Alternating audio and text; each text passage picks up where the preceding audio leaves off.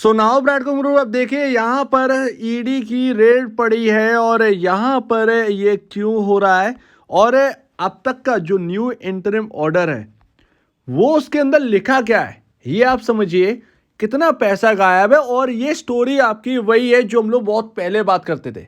क्या है वो स्टोरी? पूरी वहीं से पूरी बात यहाँ पर निकली है और वही चार फर्में जो है ना वहीं से सब कुछ लेना देना है। तो अभी देखिए ईडी की रेड पड़ी है और ये क्यों हुआ, ये होना था। ईडी की रेड पड़ी है यहाँ पर आपका ऑडिटर जो थे पी मुरली मोहन राव के घर और ब्रैडकॉम ग्रुप के जो प्रमोटर है उनके घर। और यहाँ पर पी मुरली के यहाँ से बताया जा रहा है, अभी ब्रैडकॉम ग्रुप के प्रमोटर के यहाँ से कुछ नहीं बताया गया, लेकिन अभी मौजूद हो घर में या ना हो चेक तो होता ही है विदाउट एनी परमिशन। ये ईडी की रेड है तो ईडी की रेड ये नहीं देखती कि आप घर में है या नहीं है, तो वो तो ईडी की रेड होती तो कहीं ना कहीं प्रमोटर का यहाँ पर जो है छानबीन हो गई होगी। ऑफिस भी यहाँ पर बताया जा रहा है कि यहाँ पर छानबीन हुई है, लेकिन पी मुरली के यहाँ से अभी जो है वो 3 करोड़ का कैश बरामद हुआ है। तो ये यहाँ पर अभी न्यूज निकल के आई है और स्टॉक अभी भी प्रेशर में है और आप देखिए 12 करोड़ अभी शेयर्स लगे हुए हैं बिकने के लिए और ये अभी प्रेशर बना रहेगा, जो कि यहाँ पर बात कही थी 6 से 7 दिन तक एटलीस्ट यहाँ पर, क्योंकि ये नंबर ऑफ शेयर्स हट नहीं रहे और कोई ऐसी न्यूज आ नहीं रही। ईडी की रेड क्यों हो रही है ये आप समझिए, क्योंकि यहाँ पर आपको समझ में आएगा कि 850 करोड़ का पूरा मामला नहीं है। वारंट इशू करे गए थे, 850 करोड़ रुपए जुटाए गए थे टाइम टू टाइम और 850 करोड़ में कुछ रुपए गायब है या कहें कुछ अमाउंट गायब है। तो आप समझिए वारंट इशू करे गए थे आपके शंकर शर्मा और 22 अलग लोगों को और यहां पर उनमें फर्में भी शामिल थी जिनके प्रमोटर अब बनकर बैठे हैं सुरेश कुमार रेड्डी। तो ये है यहाँ पर क्या हो क्या रहा है।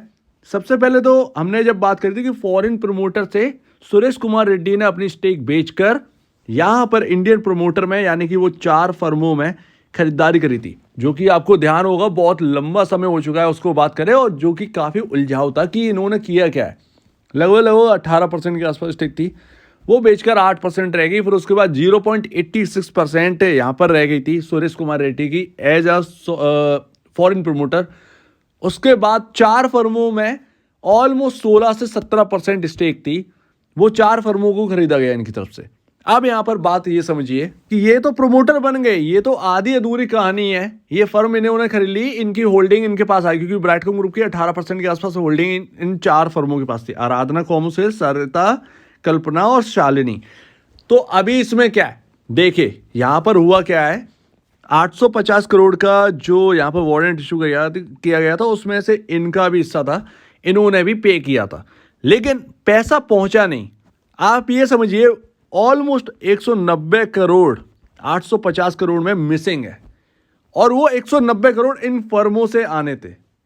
ये है बात, और इन फर्मों के प्रमोटर बन बैठे हैं, इनकी होल्डिंग खरीद ली है ब्रैडकॉम ग्रुप के जो मेन प्रमोटर हैं सुरेश कुमार रेड्डी, उन्होंने। तो अब यहां पर यही तो बात फंस गई है, 190 करोड़ मिसिंग है। उस 190 करोड़ के ब्याह पर यहां पर ईडी की रेड चल रही है ताकि पैसा जो है वो कैसे भी करके बरामद किया जाए। अगर रखा है घर में छुपाकर वो 190 करोड़ गया कहां है, अगर पैसा मिला है तो वो 190 करोड़ गया क्या है, क्या ऑडिटर के पास पैसा है, कुछ तो एटलीस्ट पता चले। कोई बड़ी अमाउंट है यहां पर अगर निकलती तो यहां पर जरूर यहां पर होता, अदरवाइज क्या कर सकते हैं इसमें। तो ये अभी 190 करोड़ का मामला है और बात यहां पर पूरी नहीं होती है। उस सो कॉज नोटिस में जो लिखा हुआ है वो एक्चुअल में हम उस होल्डिंग के ऊपर बात कर चुके हैं और उसमें, लेकिन ये पैसे वैसे का नहीं पता था। ये ऐसा होगा किसी को नहीं पता है कि अंदर क्या चला। तो यहां पर सुरेश कुमार रेड्डी ने सबसे बड़ा सवाल ये है, इन 4 फर्मों में स्टेक ली कैसे है। सवाल तो ये है ना, क्या ये वारंट इशू यहां पर जो करे गए थे, क्या ये पैसे देने में नाकाम थे। ये 4 फर्में जो है क्या ये पैसे नहीं दे पा रही हैं, तो इनसे स्टेक ली गई है और सुरेश कुमार रेड्डी ने इनसे स्टेक तो ले ली, वो पूरी होल्डिंग 18% इन 4 फर्मों से ले ली और उसके मालिक बन बैठे हैं। लेकिन सुरेश कुमार रेड्डी जी ने यहां पर वो जो वारंट इशू का पैसा 190 करोड़ जाना था वो जमा नहीं किया गया है। क्या यहां पर वो पैसा बचा लिया गया है, ये यहां पर बात आ जाती है।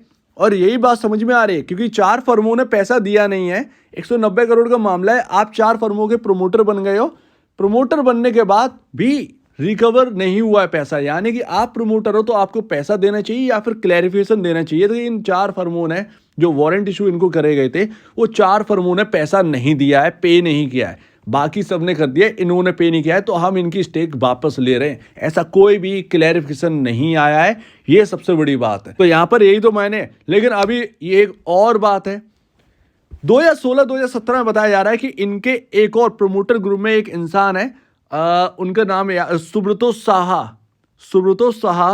और वो यहां पर क्या है कि इन फर्मों के पहले प्रमोटर थे।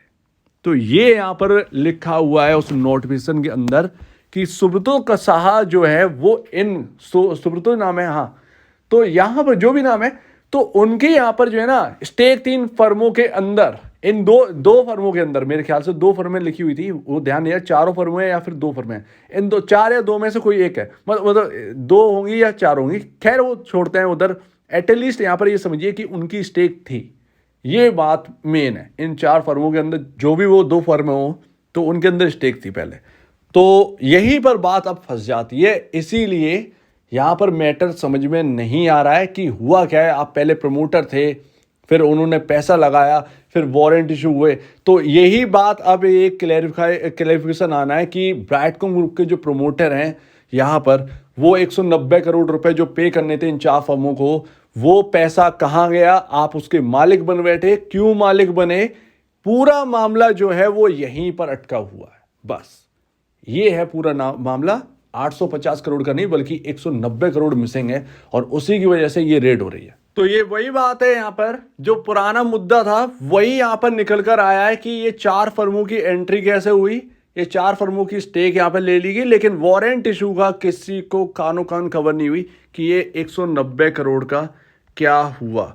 तो ये नई बात निकल के आई है, जो कि यहां पर सेबी के अलावा तो कोई पता कर ही नहीं पाता। मतलब अगर आप देखेंगे फंडामेंटल में जो नंबर्स दिख रहे हैं, उससे आप क्या ही समझ में आया कि अंदर एक्चुअल में क्या चल रहा है। तो बड़ा ही इनसाइडर यहां पर चीजें चल रही थी, जो कि यहां पर बहुत ही ज्यादा छुपाने की कोशिश थी। लेकिन यहां पर अगर प्रमोटर के यहां से कुछ भी यहां पर नहीं मिलता है और क्लैरिफिकेशन दे देते हैं कि इन 4 फर्मों के अंदर उनकी एंट्री कैसे हुई, क्योंकि यहां पर इंपॉर्टेंट है कि यहां पर प्रमोटर जो सुरेश कुमार रेड्डी हैं, वो क्लैरिफाई क्या करते हैं कि इन 4 फर्मों के अंदर एंट्री कैसे हुई। क्योंकि कभी भी कॉन कॉल के अंदर पूछने का मौका मिला ही नहीं, ना सही तरीके से बताया गया, ना पूछा गया।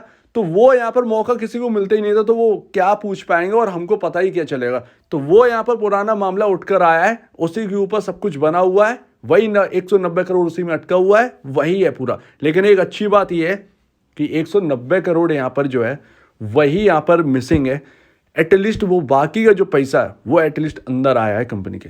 तो वो यहाँ पर 190 करोड़ की सर्चिंग चल रही है, देखते हैं कि उसके ऊपर क्या निकल के आता है। और क्लैरिफिकेशन तो देना ही पड़ेगा, कब तक ये भागेंगे? अगर घर में अवेलेबल नहीं है, यहाँ पर अवेलेबल नहीं है, कहीं से तो आप खींचे जाएंगे। तो वो तो यहाँ पर देखना ही होगा।